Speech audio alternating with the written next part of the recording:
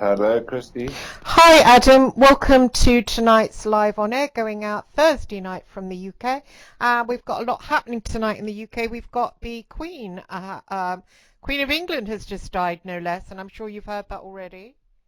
Yeah, well, I actually heard it first from you when I saw your post because I got back late today, Mhm. had a little browse. I just popped my computer on, and then one of the first posts I saw was you saying that, and I had to go and double check, and I was quite surprised. But yeah, that seems to have happened. So I'm sure being in the UK right now is another story. I'm sure it's going to be big news now. But it's quite a surprise for me to notice that she passed away. I guess it was quite sudden. No one was saying Yeah, she was sick or anything. yeah. So, It's quite interesting. You can feel actually being here tonight. I'm fairly near London. I'm just about 20 minutes outside London, and well, 20 minutes from the centre. I mean, I'm in Greater London. 20 minutes from the centre, Big Ben, Buckingham Palace.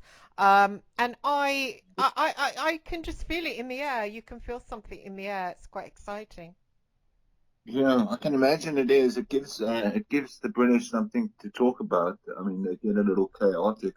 I can imagine it being a little chaotic and people just going on about it, even from the people that don't usually have any news to talk about. Hmm.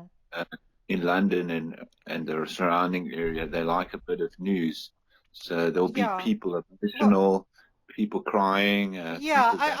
I did notice. I was quite surprised that I did notice on my feed that a lot of people were crying, which I found that quite odd because um, I just did, and then I went over to the American feed and American friends, and I saw that they were criticizing her a little bit. So it's kind of different, isn't it? Yeah, it's going to be different from different sides. I guess the Americans aren't that attached, but I just know how the British are in these times. When anything happens that is close to the royal family, they kind of sort of do a real time adoption, and everyone will be sort of against the royal family, and then all of a sudden something emotional happen, and then it's almost like home, and that's the Queen mom, and that's our mom, and we've got to spill our tea and have a big um, we've got to play the game. I imagine that everyone. I know. Yeah. Oh, it's weird. It's weird to see that. I had no idea. I mean, but I suppose it does seem like one's mother. I mean, my adoptive mother looked a bit like her, and she was called Elizabeth. So I feel the same feeling I felt when my mother died, which is a sense of relief, a sense of, oh, thank God, which is weird because, but then I always thought that England was a little bit stale, because of her, and I thought that she was going to carry on rolling for another 20 years, and I just thought, oh, what the hell, can't we have a change, can't we be fresh? But now I've just heard that Charles is king. Automatically it doesn't feel as if it's very fresh. It feels as if, oh God, we've got another old person. Yeah, it I don't feels think like it's another right slice just to of have toast. old. Do you? Yeah, it feels like another slice of toast. So I was also heard it now on the news that they were going to bring Charles straight into to king Yeah, yeah. the kingship. I was just kind of getting updated on what was happening, but yeah, that doesn't seem like too much of a big change because No. he's Well, obviously quite old himself. I was hoping that maybe they were going to forfeit it and bring I it to the I hope so. younger, Yeah. yeah, but we don't know William. what. Yeah, William Well, would. he might step back. But I suppose America as well. They've got Joe Biden. I don't really agree with all this, like really old people running things, unless they're really wise. And I don't think they are really, are they? It's just kind of sort of. I don't. It's not right really, and it gives people a false sense of where they are. Like it just. Yeah, they're living in a different time zone, Yeah, so a time zone. Yeah. it's the time that we're living in is pretty fast-paced technological now. So I doubt very much that they understand all the stuff that's going on and how the world is actually controlled and how we're kind of Exactly. moving into a technocracy. Exactly. So I don't think they have a full understanding. I can imagine Charles and the Queen baffling around with their phone and their laptop, going, "How do I do this and that?" Not really having an understanding of some of the new stuff that's coming through.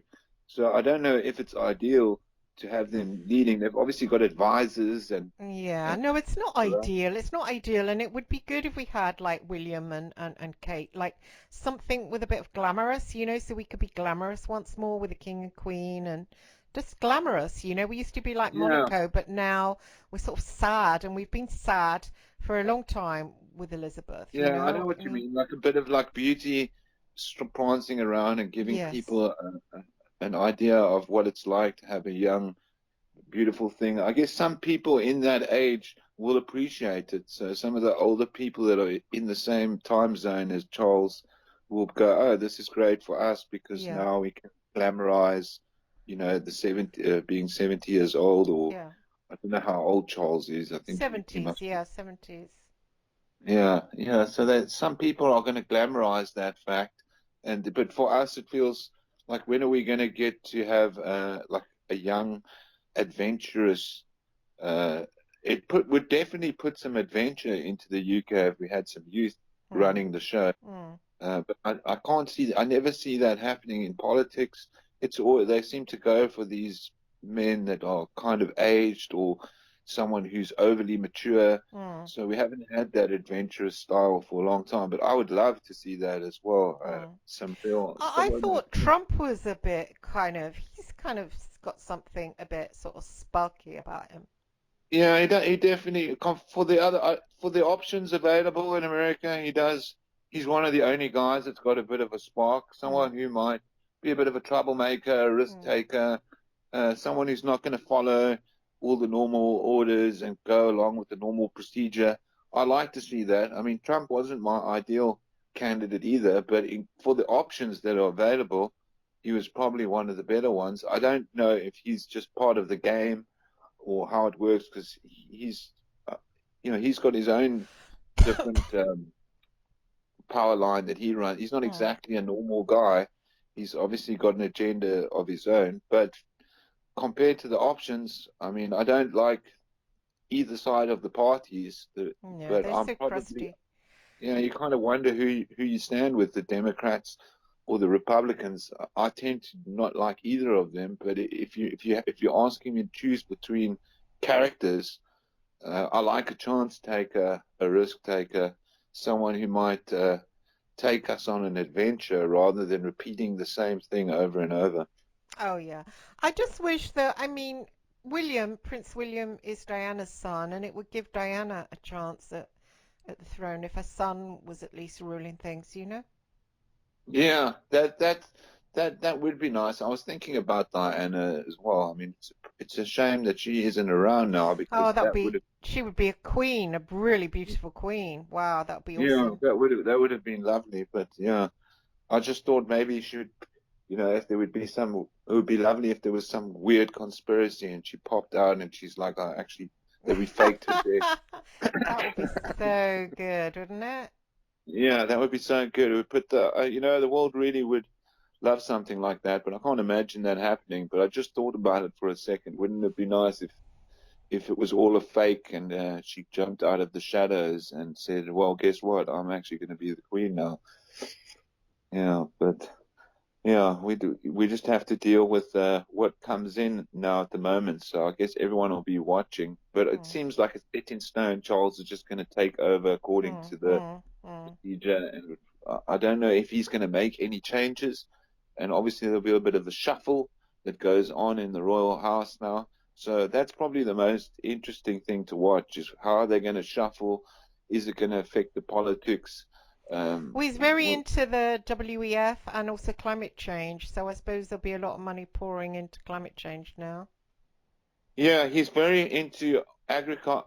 My aunt and my grandmother have met Charles a few times because they do farming in North England. So he often comes and visits the farmers. He's very into farming.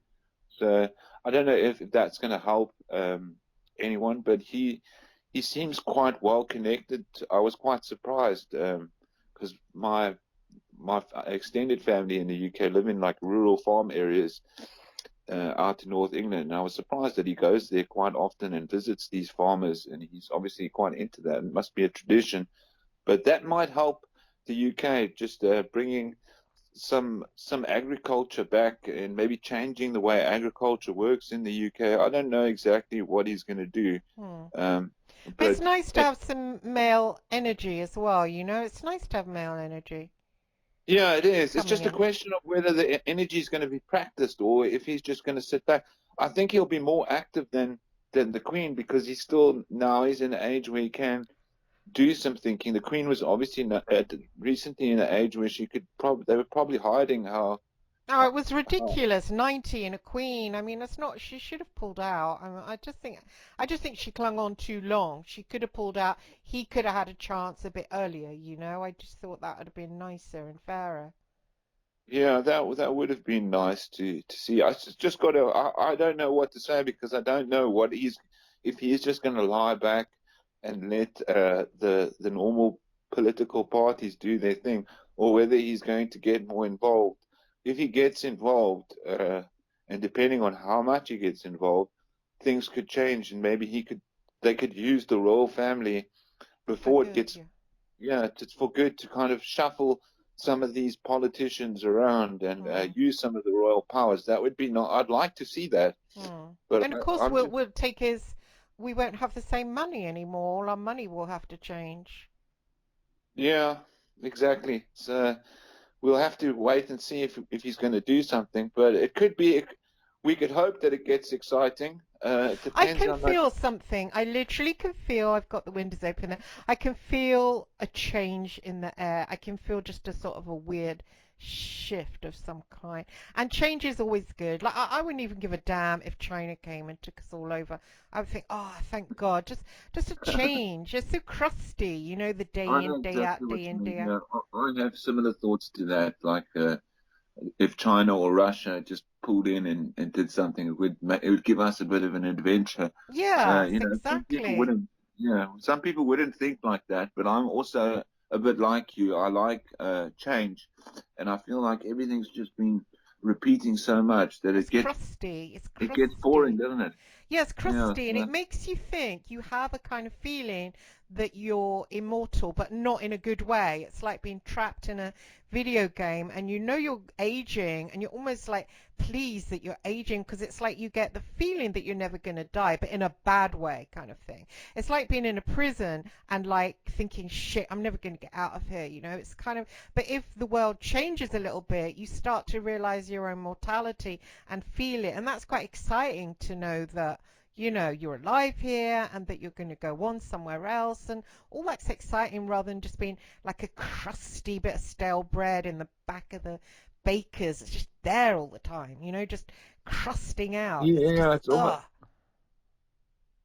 yeah. It seems like we're in some kind of immortal cycle that we go around and we go, oh no, it's 12 o'clock again or 1 o'clock. So I know it's like the same thing. It's like, oh fucking hell, the same old lunchtime. Then you dinner. You do the same thing over and over and over. It's like Groundhog Day. Oh, fuck. Oh man. yeah, no, that's exactly how I feel. I'm like, oh God, are they going to let this go around in another cycle? And we all know what happens, uh, and it's tea time now. It feels like that. It feels like a bit like that in the British House, and I guess for the rest of the world, you just know where it's going, and you go, you feel a bit like at school that you just want to go and bunk class. Yeah, just to shake it up, to shake things up a little bit. I mean, I was quite pleased when she died. I didn't mean it in a mean way, but she's had her life, for God's sake. People going, oh no, oh no. I thought, oh, please, we're all going to die. It's something to celebrate, you know, like going on somewhere else. It's not the Yeah, end, it's the she's had beginning. a good life Of for course. compared to Diana and other, some of the Poor people that act. Diana, yeah. She's yeah, poor Diana. It's not as emotional, but I imagine I for was some sad when people, she died, yeah. yeah, I was even quite sad when she died. It was really bad. Yeah, And they it played was that really bad. Norma Jean at her funeral. God, that was really awful. I really felt bad. I mean, I cried and cried. I couldn't believe it. It was really Yeah, I know. upsetting. You I literally was still felt quite it. young, so I felt it in a very way. I think I was like 15 or 16 years old, so I didn't know what was going on. But I remembered England pre Diana and after Diana. England sort of changed after 97. So it made it sort of modernized England. It definitely made them more technological. But that period of 97, it's kind of the period we've been discussing. It's like that's the late 90s, mid 90s is where there was a real shuffle and getting, whether they got rid of her, which I think they did, or Oh, just her probably. Yeah, passing. yeah, yeah, Yeah, it's almost certain that there was a conspiracy involved there. yeah. Uh, I spoke to so, her, before she died. oh, did you? Yeah, it was a job for the Sunday Mirror, and Tina Brown has just written about it in her new book, The Palace Papers. She's written about it incorrectly. I was asked to check to see whether it was her phone number. They had pulled her phone bill, la di da, and they said to me, just ring up, see if it's her. Now, I rung up, had a chat with her, I said a few things, knew for sure it was her. When I rang back, I thought, I don't want to get involved in all this. And then the editor had given me the job. He said, "Oh, just leave it." He said, "Because we've stood it out another way." So I never reported back what she had said. And it was only just a quick 5-minute conversation. But I reported this, well, I talked it over with Hacked Off recently. They did a story about it online. Tina Brown picked up on it and she's like, "Oh, how low can you go?" Christine Hart worked in sleazy London agencies. Then she did that to Diana, poor Diana, and she stood up the story. I didn't stand up the story, absolutely not at all. All this kind of gossip, but Yeah, I know how the British gossip, they're press are. So creeps. they've actually just said, "Oh, it's all you," but meanwhile they've just run around looking for any story to Well, scandalize, yeah, or exactly, it's kind exactly. of a irony in it. They do a lot of ironic Ah, things like that. oh, yeah. And I mean, I talked when I did the BBC interview recently.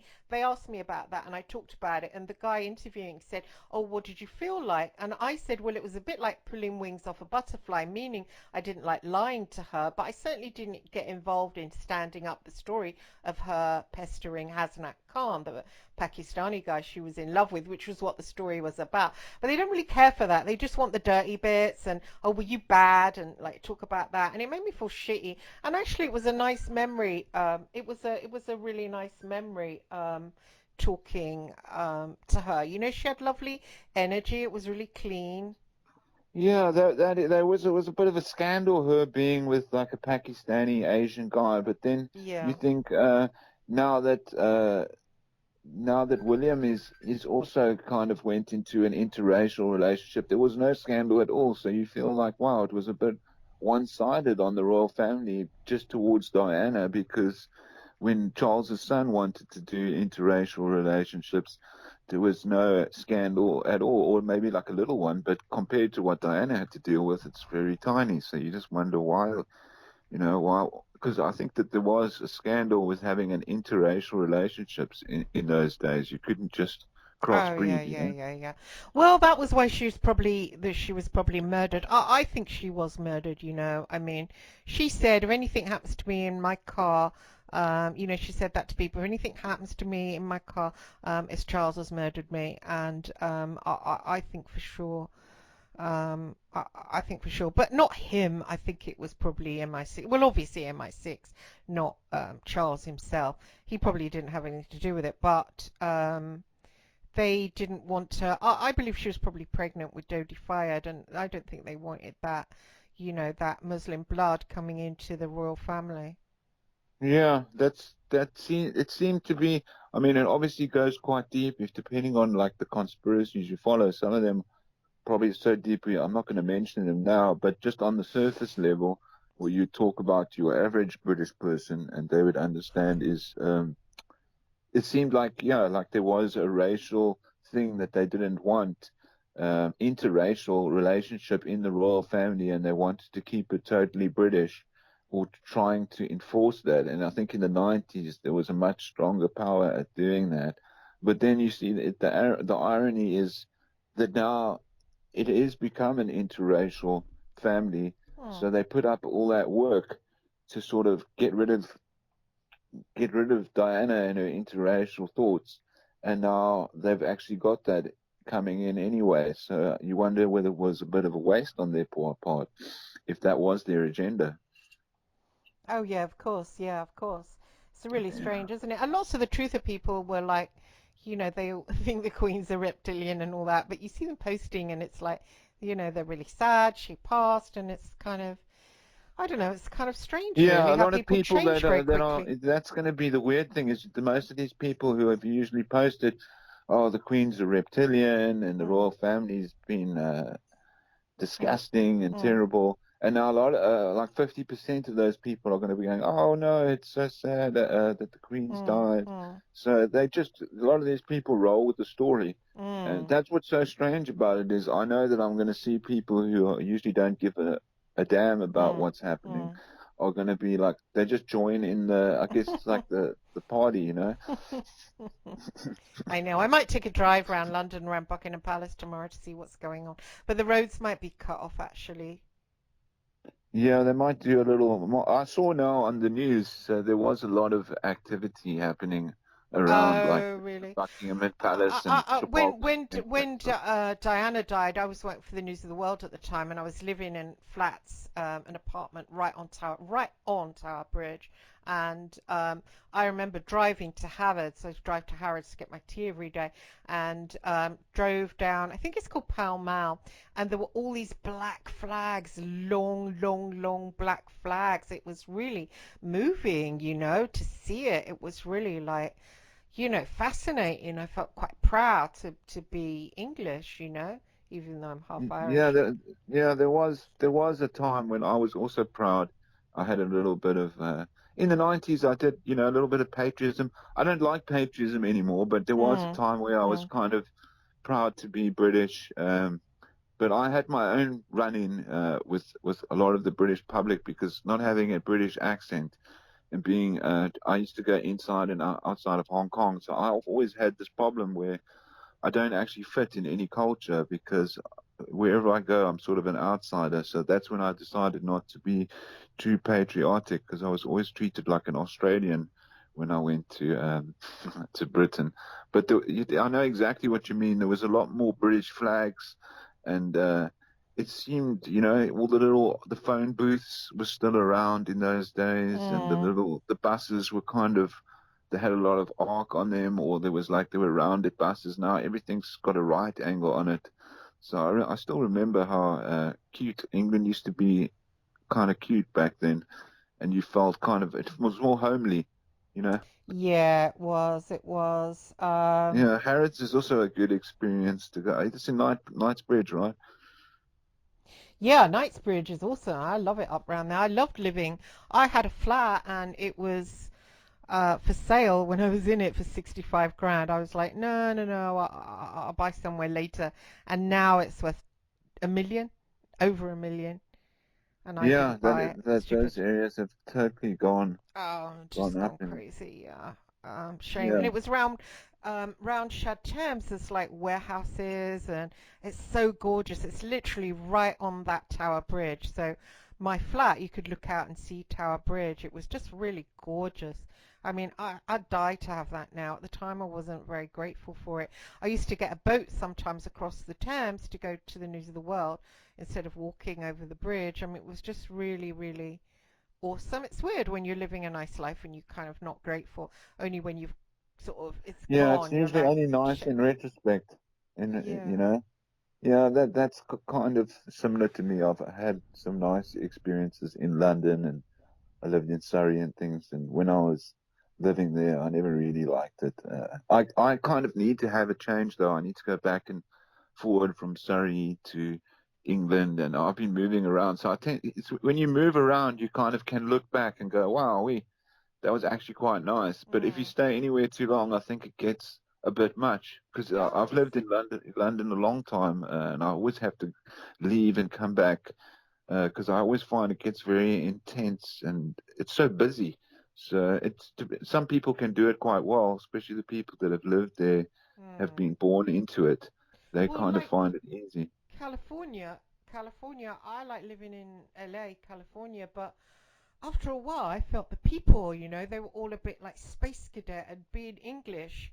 Like the English are very kind of close-minded, and everything's like, they have their tea, they have their little breakfast, and everything's sort The of like lunchbox and stuff. Yeah. they're very small-minded. Really, they are small-minded. And then when you go to California, the people, their minds, it's almost like they've been smoking weed all the time. They're very like far out. And after a while, the people were like, "Hey man, I just wrote a screenplay and it's about a dream I had last night, dude." And you think, "Oh, I just want to meet someone that's not like that." But then they're all like that, and I started to feel a bit like really uncomfortable. Like I think it was like culture shock, but I felt like I was tripping out all the time, and I thought, "Oh Yeah, God."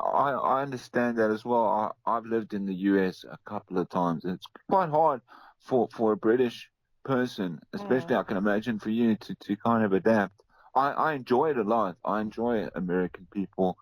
I really enjoy American people and Canadians. So, Mm. They're lovely, but aren't it they? They're can. very spaced out, though, aren't they?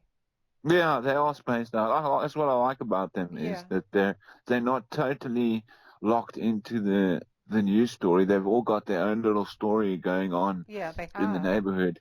Yeah, so it's quite fun because I think in Britain people get locked into the news and like this is the story. Like Oh, for instance now yeah. the Queen is the story. If you're working in the UK now, you go to work and your manager's talking about it. There's a newspaper on the desk. It says Queen dies. If all your colleagues are talking about it, they're like, "Did you hear about this? But Did you but hear but about there, that?" the English, like there was that line in A Fish Called Wanda where John Cleese says to Jamie Lee Curtis that when you get to 30 in England, you're dead, and it's true. It's so true. I mean, just we're just walking around just corpses, It's like, and then we die, we slip off our perches, I mean, we're really bad, the English. We have no originality of thought, and it's just we are like dead inside. It's Yeah, I guess it's different between like there's a huge difference between like say South England and North England. So like London, I guess in London at 30 you sort of at London they run you at such a fast pace that mm, you don't know what the hell's going on by the time you're 30. But then as you go up to the north parts of England, it sort of slows down. So I think there's a vast difference. I kind of enjoy going to North England now or in between, like the Midlands and places like that. It's mm, totally different, but where you are, or in the central London, or like outer central, I guess it is so fast paced that a lot of people it's so easy to get caught up. This is why I have to usually jump out of the stream there because you get so caught up in the lifestyle there that it's you don't know very, what's going yeah, on. it's really fast. That's why I quite enjoyed COVID, because we were told just stay in, don't do anything, don't try and work, or just stay in. And I thought, oh, Yeah, it thank was a bit of an God. adventure. It was just like a release as well. It was suddenly you could just do nothing. You could just stare out the window and it was okay.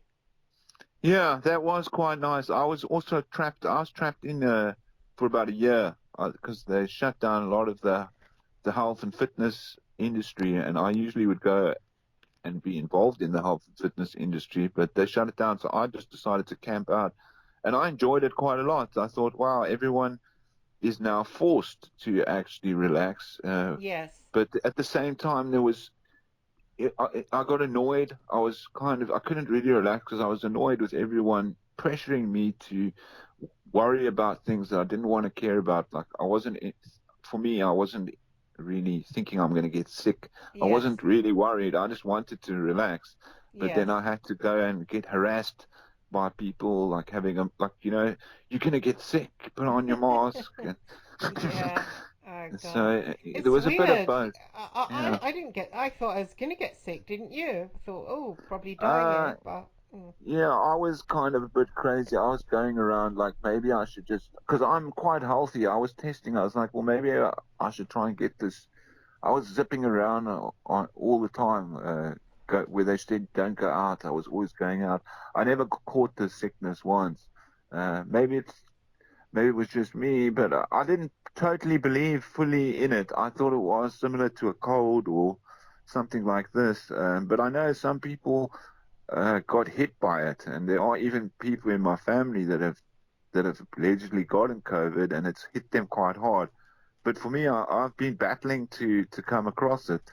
I guess some people are more susceptible to whatever it is than others. So I understand that. But for my life that I was living, it wasn't ever a worry. I was more worried about people harassing me for a mask or um, asking to do tests when I was going flying and maybe trying to push a vaccine on me. I was always worried Mm. about that. I had a totally different worry, but everyone had their own worries. Some people were just thinking, if I go outside, I'm gonna get sick. I remember we were trying to sell a flat there, and people were like too scared to come around and even look at the flat because they thought that the virus might have been left in one of the rooms, you know. So some people were terrified.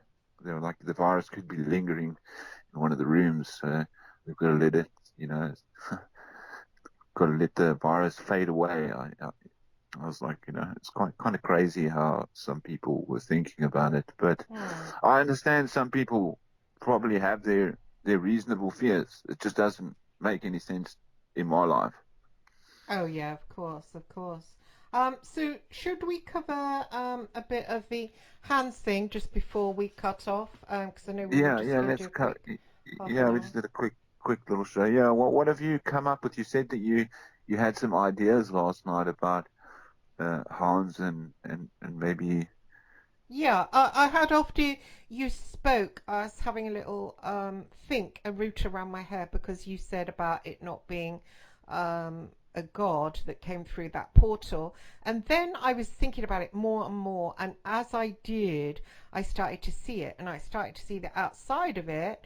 And the outside of it seemed like it was metal and that it wasn't an entity at all. And I thought, oh shit, it wasn't. You were kind of right in a way. It wasn't an entity. It was a bright white light, and it was just a bright white light. And that the person that was operating it was saying to us all, you can see this, like someone was seeing their dead mother. I was seeing my dead sister, Clara, and we were all allowed a little treat. And then after that, I think that we must have perhaps walked into it or something happened because then it blacks out and it was like a stargate or something but a kind of a made of like metal almost like on that movie where that James Spader is in and he goes back to Egypt. It was something like Stargate. yeah, it was something like that that you kind of walk into, but that we saw first, we saw our loved ones, and then we were encouraged to, I think, walk into it. I think so, but it goes black, almost like I died, like black. Yeah, that was a cool movie. Yeah, that's probably what I was getting at. Some kind of technology Yes, that allows a portal to open. yeah, Whether it's similar to the movie Stargate, which I think they had it connected. They found some stuff in Egypt or so on. And it was like kind of a rock, kind of a horseshoe shape, and then they kind of electrically activated it and allowed people to go through, I guess, space time. You could cross through space time by going through this portal, and whether it was used electrically, I thought it was a magnetic thing that they used, but they used electronics to get it activated.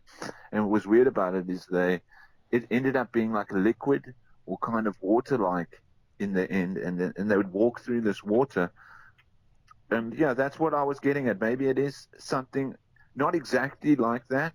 I was saying that it probably has something to do with radar technology, mm. which is using sound. But that's a good analogy or metaphorical way of looking at it. But I Was still it a do. portal?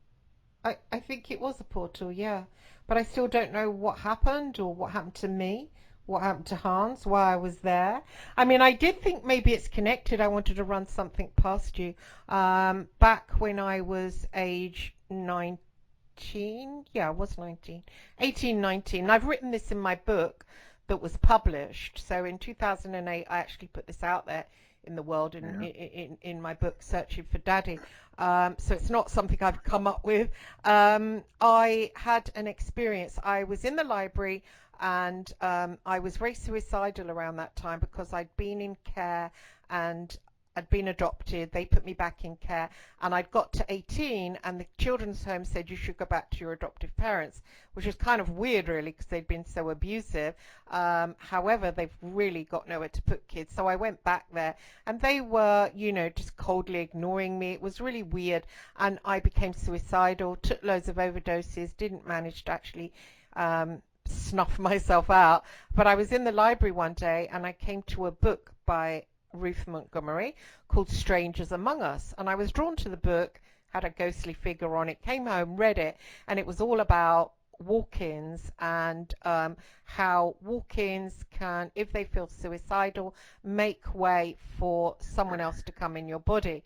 And so I read how you do it. I laid down and I was like, please let me die, please let me die, please, beings, whoever they are, come, let me die, take me over. And I kept doing it night after night after night. And then I had an operation done on my teeth. And during the operation, the nurse was really crying, and everyone was like talking about her and saying, oh, there she is, she's woken up, about me. And I thought, what's going on? So I said, what's happening? And she said, oh, you really made me cry because when you were having the operation, when you were under, like, with the drug, you were pleading that you be allowed to die. Anyway, after that, I felt really weird. I felt kind of a new lease of life. I didn't want to die anymore. I looked differently in the mirror. My eyes looked different.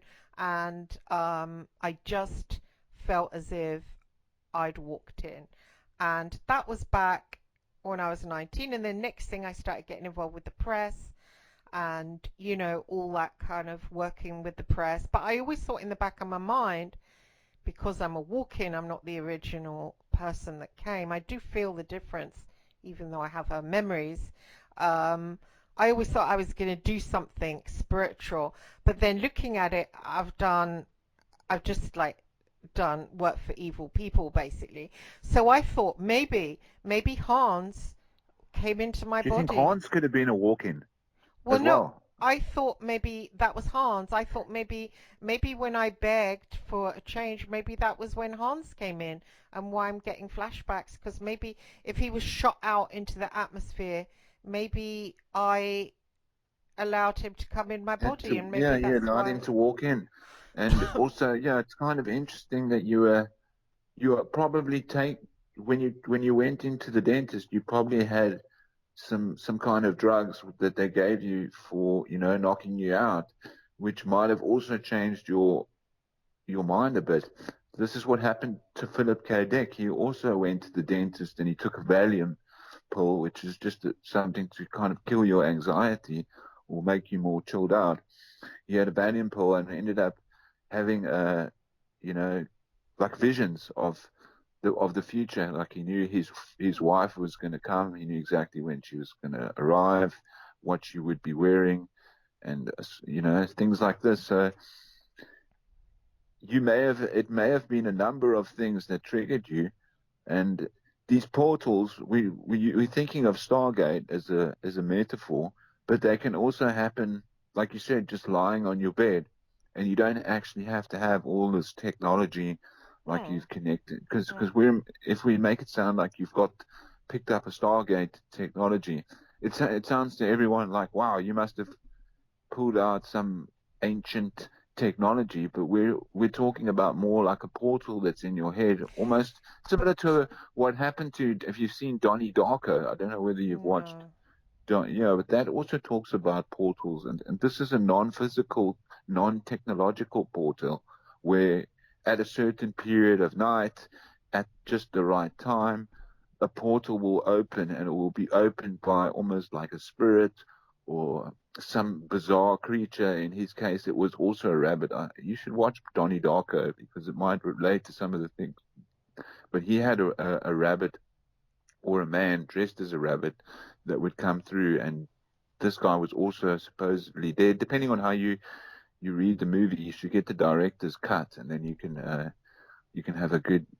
There's two optional endings, but yeah, there was like a rabbit sort of dead guy that opened portals and allowed him to also go back in time and change things so that certain people had a better a better alternate timeline.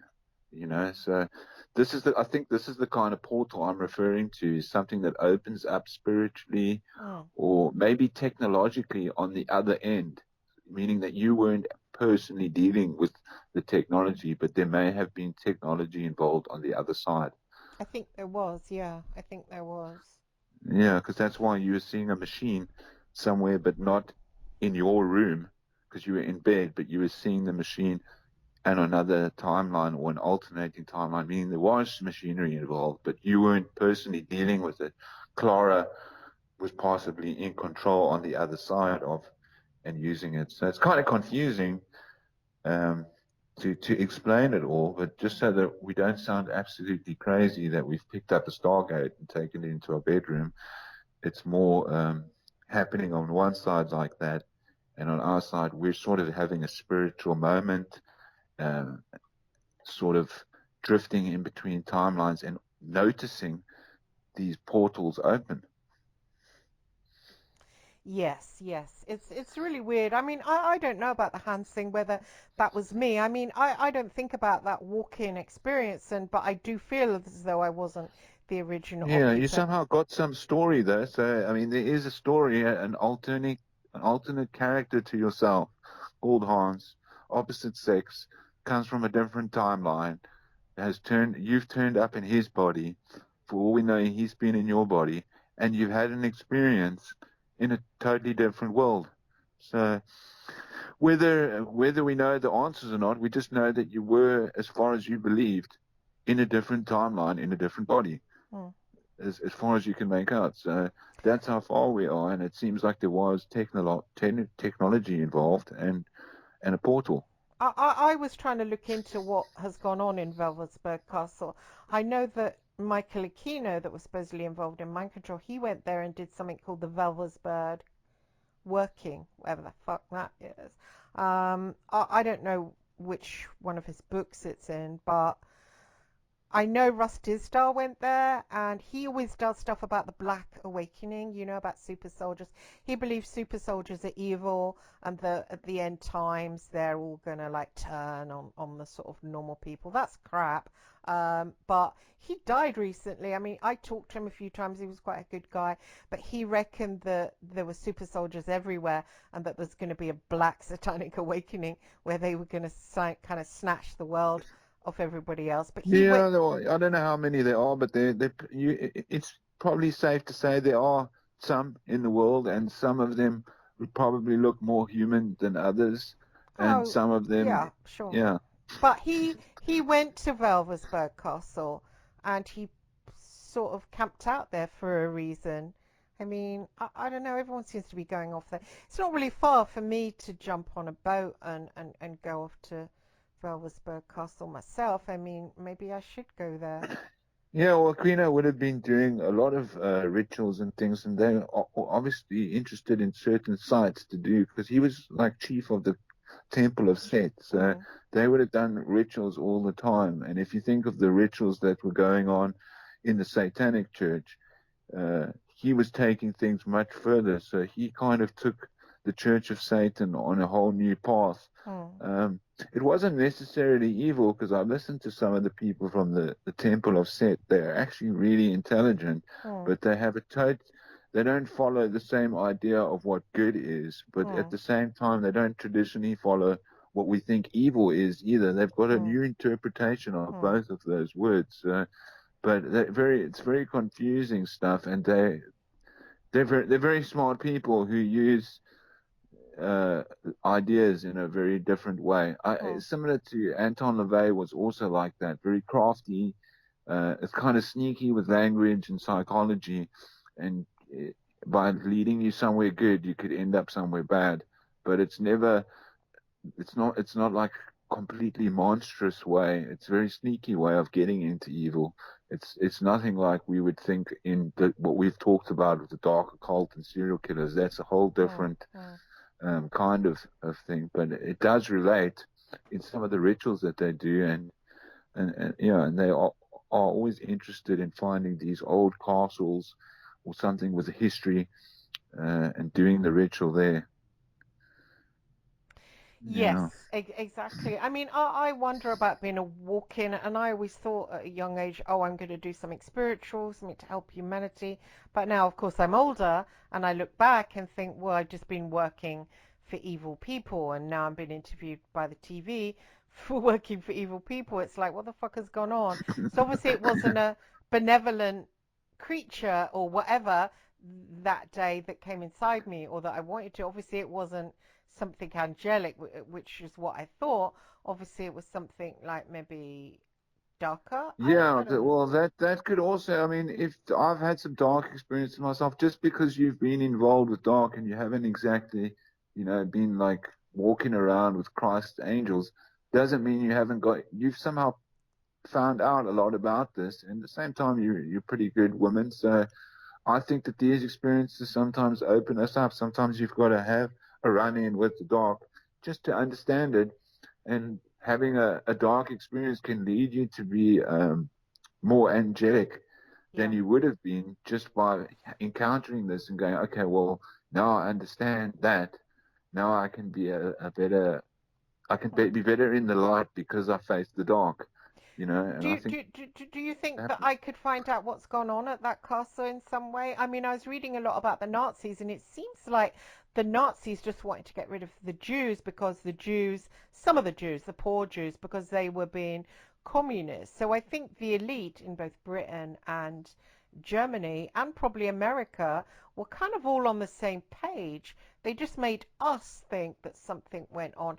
I think maybe those Jews that died in the concentration camps were the communist Jews that they wanted to get rid of, and probably everyone was scared because of the Bolshevik Yeah, I Revolution. think it was a banking sort of agenda, and it's just the people who were controlling the money at the Yeah, time and who was yeah. controlling the banking.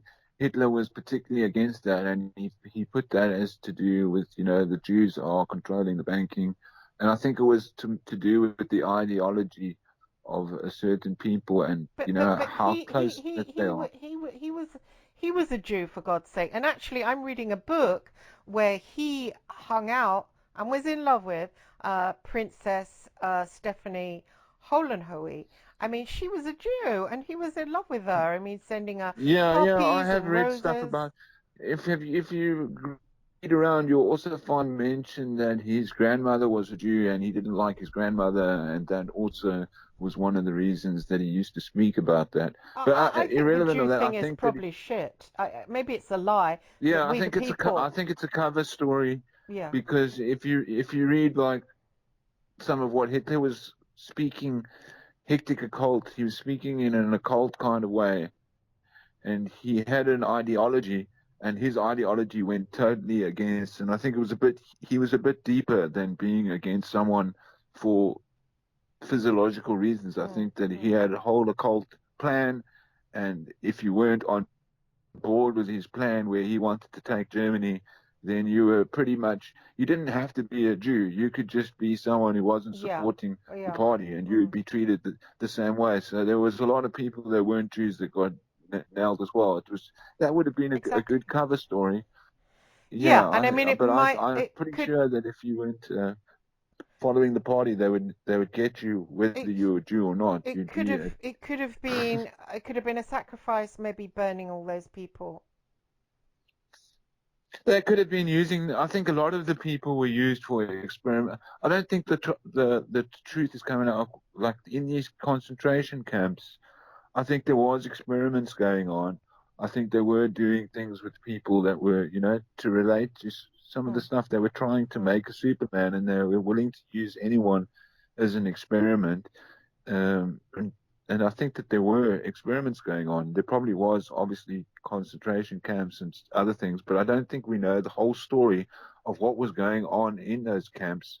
There was probably projects, scientific projects, kind of what we would do with guinea pigs and lab rats.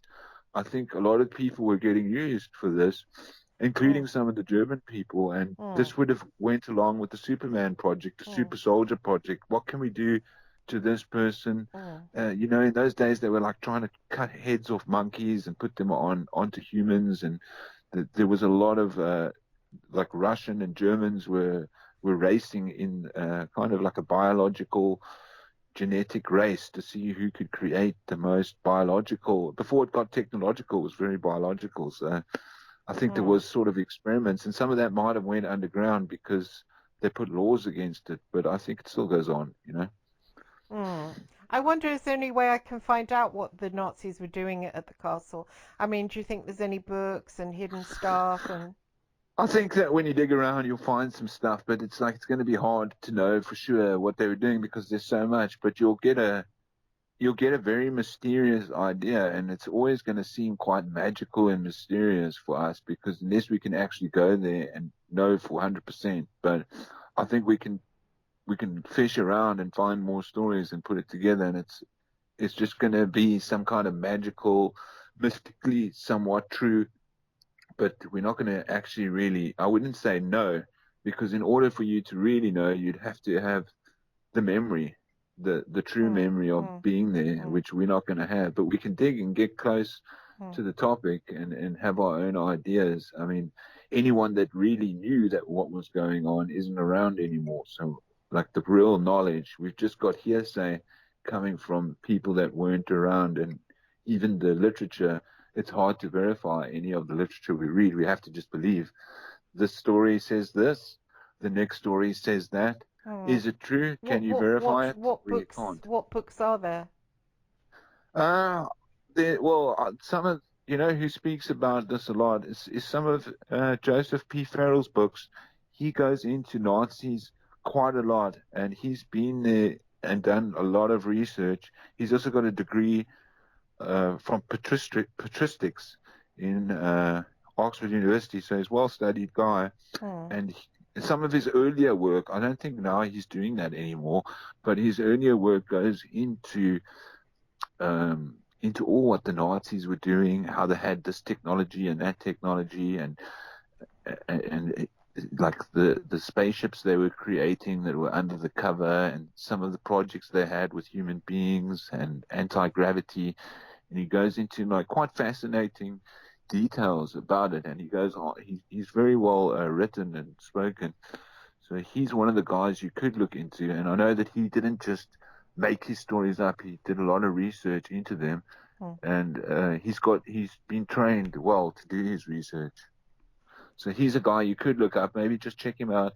Some of his older work though, because I think lately he's gone on to a new thing. But if you look him up, you'll find that if you say Nazis, Joseph P. Farrell, and you'll find him doing some Yeah, quite. I came across him before and I spoke to him. We interacted on Facebook. I asked him on the radio show, and then he said, "After you've read all my books," and I looked them up and they were quite expensive, so I kind of gave him a Yeah, he's pass. got a lot of books as well. So he's not a guy with just one book. He's got Mm, quite a lot. But even if you just do a little research mm, into him, and if you find anything, then maybe we can discuss that. I mm, don't know what you're going to find because Joseph talks a lot to a lot of people, and he does a lot. Like you said, he does a lot of books to read all. I haven't even read all of his books. mm. I've just gone through a little bit of his stuff because some stuff I find interesting, some of it I don't. I don't want to necessarily read all of everyone's books. But if there's something interesting, then I'll go and read that. And I was interested in time travel and anti-gravity, and he was doing research on that. It's called the Nazi bell, Right. like the bell. So you could go look up what he said about the bell. Maybe you could find he will mention during the stories all the other things that they were doing, and just getting an idea of what he said Mm, in one of his books might be good enough because you don't want to go. He goes into Egypt and Samaria and some African information. So he's going to go all over the place. But you're looking directly with the Nazi information back in 1944, and then that's where you're going to find a lot of that information. So I'd recommend that, and then I'll have a look now for some other names that I might recommend for Nazi information. and is it worth Uh, reading that Philip Dick, the man in the high castle, or shall I just watch that TV series? yeah, that's definitely worth you checking out. I mean, that corresponds to what you've been talking about as well. You could look it up. I mean, anything from Philip K. Dick. I've read Philip K. Dick's Exegesis, which is a very big book, and I can relate directly to his exegesis, but what you've described is similar to the man in the high castle, or you could just listen to some of the stuff he said. There are a few clips of Philip K.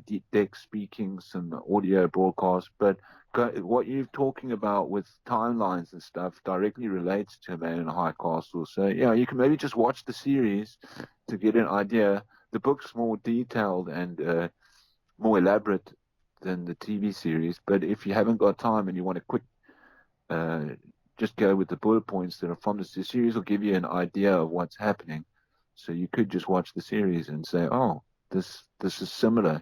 Just kind of let it try and correspond or align with what you're doing. It'll give you a better idea of what was happening in his story and how there was a different timeline that he's describing where, the China had already taken over America and were kind of in control there. Hmm. Yeah. Oh, it sounds good. So yeah, Yeah. check it out. Maybe just watch like an episode or two, Yes. see what you think. If Okay. it's if, yeah, you only need like one or two episodes to get the intro, because Yes, of once you've got course. a good intro, then you Yeah. go, okay, I can see what they're doing here, Hmm. and then you'll have an understanding, and then maybe just check out a few other bits and pieces relating to Philip K. Dick on YouTube, and then maybe some Joseph Farrell Nazi Okay. information, and Yes. then Good idea. and then try and put it together, and because all of those things link together, so you could link all three of those topics together. Right. Right. Right. Yeah, and then if you're really interested, you can go check out Philip K. Dick's exegesis, and that's very interesting information.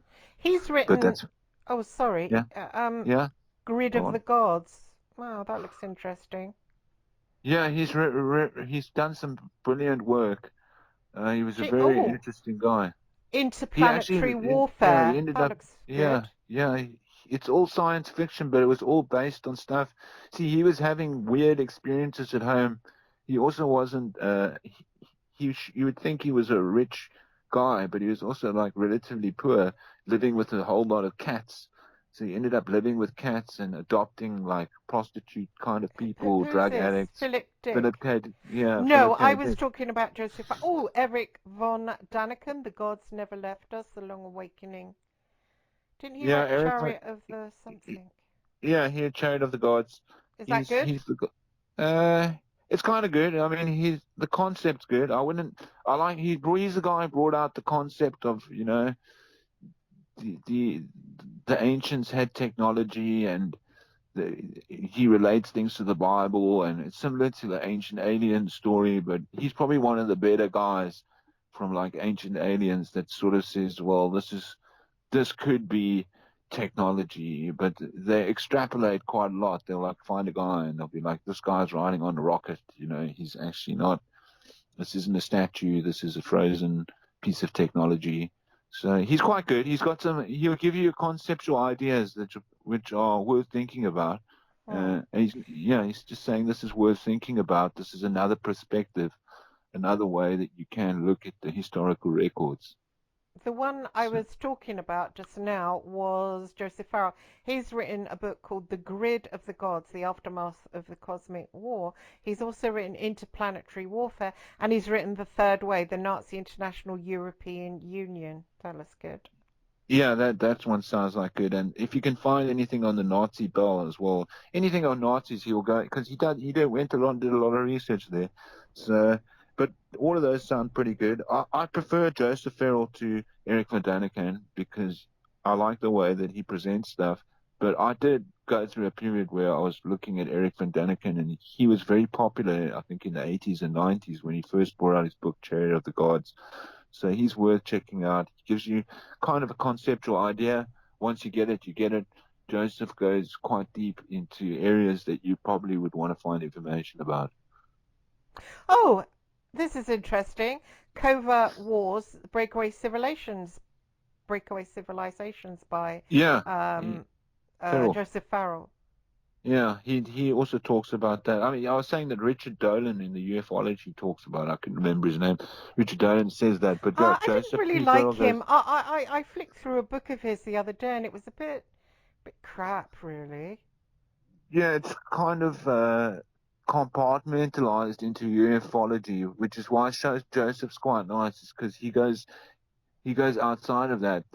He's got a very broad spectrum. So I think the way that he Yeah. explains breakaway civilizations is a little bit more detailed than what you'd find from Richard Dolan.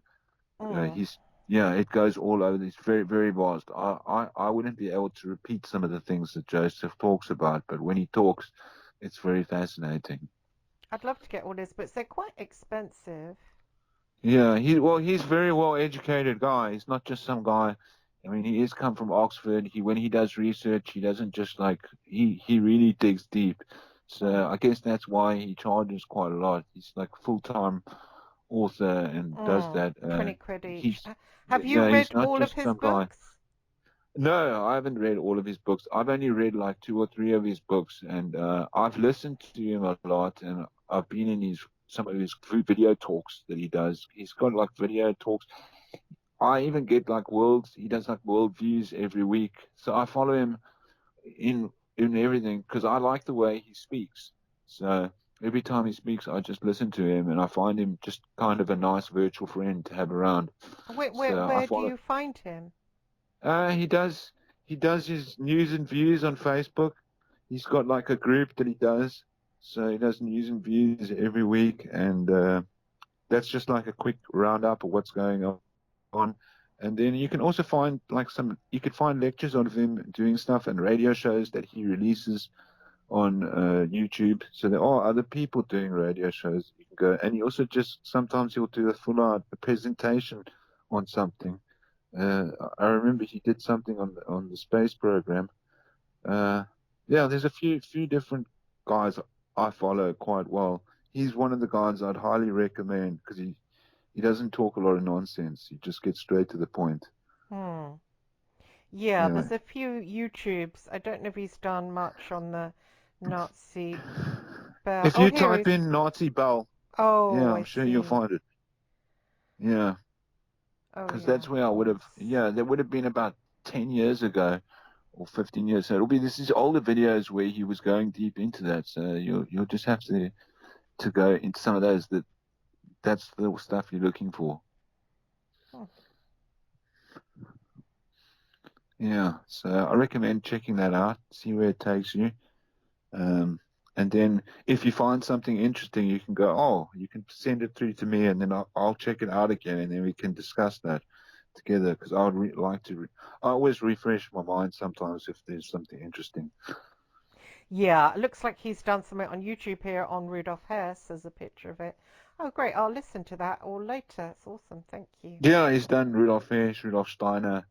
He goes to all of those Oh, guys. here we go. The Dark Truth of the Royal Family. That's funny. Yeah, Here we he go. knows a lot about the royal. He discusses the royal family as well. So he's given me some information about them. So I just think he's a good source of information. Yeah, Oh, here's another one, The Legend of the Nazi Bell. Yeah, there's loads of it. Oh, thank you. That'll be really. I'll listen yeah. to that all That Bell tonight. story is very interesting because that goes into time travel. It's not sort of like almost like you'd get in the Philadelphia experiment, but much more details of what they were doing, and they were using sort of a bell-shaped equipment. And yeah, I recommend you check it out and tell me what you find out, and Thank you. then we can. He's done stuff on Yahweh as well. I just. Oh yeah, he goes everywhere. Joseph he's a bit of a legend. If you want someone to do some research for you, that's the guy. I mean, I've never he doesn't mince his words. He gets straight in there. I'd say he's like the top professional in that area. I don't know exactly what area he's in, but I know he's got a degree in patristics from Oxford University. Hmm. Oh, So yeah, he is my Facebook friend. He just doesn't really seem to come up. It's weird, isn't it? If you keep liking somebody's posts, they kind of come up, but if you don't, they don't, and it's like, what the fuck, you yeah, know? you have to make a mental note and chase these guys around. But he's just someone his name's always on my head. So yeah, some guys are harder to find. I also like Richard C. Hoagland, but depends on what I'm looking for. I like the way that if it's to do with space and stuff like that, then I like what Richard C is saying. But yeah, with what we're talking about right now and these topics, I'd say that Joseph is your guy. That if you check him out, if you like the way that he presents it, like I do, you enjoy it. Hmm. Yeah, I think I'll ask him um, if he will come on the radio show. Yeah, you can ask him. I mean, you'd probably do a good interview with him. He does do radio shows with a few different people, but maybe get one of his books and go specifically say you'd like to talk about one Yes, specific book. yes, yes. Like you say you've read this book, can we discuss this? But then in order to find out which book, you'd have to just go through research a bit of stuff. Then you go, okay, I'm going to read this book, and then we can talk about this book directly. Um, because obviously there's a lot of information in it. Yeah, awesome. I'm excited about that. I might splash out even. It's 20 quid. I might just buy it, 20 Yeah, quid. we'll do some research. 60. Yeah, do some research as to which ones you're gonna buy Yeah, because just going into a topic with him is very detailed. So there's a lot of stuff, but maybe look into that Nazi stuff, and then yeah, I would like to listen to you. Bring out some of that information and see what else. So do a bit of research, see where it leads you, and then you mm, can send me what you find, and we can take it from there. cool. Well, thanks for coming on the live and welcome to this new world where the UK has a king. So Yeah, let's wait and exciting. see what happens next. Hopefully, we'll get some adventure or excitement. But if you're saying it feels exciting, It I can kind of feels feel a bit different. of Yeah, excitement myself. So yeah. let's just hope that we've got a, a new world, but not the new world that they had in mind. Yeah, exactly. Oh, brilliant. Thanks for coming on and see you soon. And thank you All everyone right. for listening. See you See you soon. later. Bye bye.